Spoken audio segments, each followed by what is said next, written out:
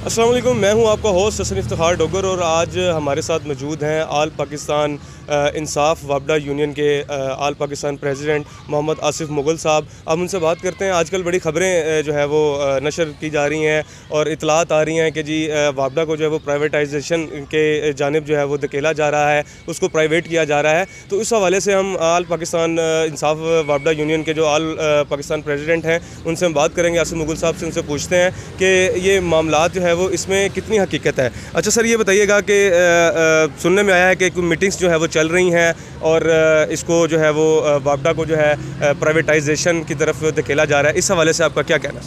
देखिए जी, बात ये है कि ये जो आज की बात नहीं है, ये तो अरसा हो गया जब से ये वापडा को तोड़कर ये कंपनियां बनाई गई हैं। ये प्राइवेटाइजेशन की तरफ हमारा एक कदम है, ठीक है।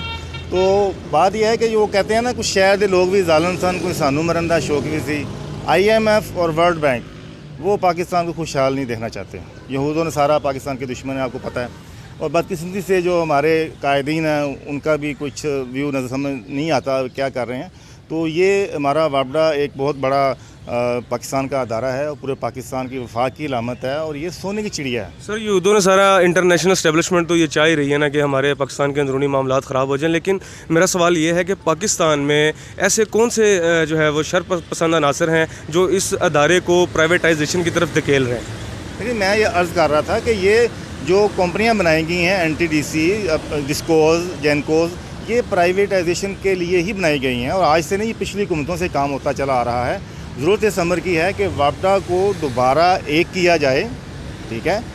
और जो हमारा हेड ऑफ़ डिपार्टमेंट है वो वापडा के माशाल्लाह इतने माहिर नाज, इतने तजर्बाकार इंजीनियर्स हैं। किसी ईमानदार बंदे को आप हेड ऑफ़ डिपार्टमेंट लगा दें तो मेरा ये दावा है कि विद इन 6 मंथ ये जो है। बिल्कुल, हमने मोहम्मद आसिफ मुगल साहब आल पाकिस्तान प्रेसिडेंट इंसाफ यूनियन के जो प्रेसिडेंट है आल पाकिस्तान के, इनसे बात की है।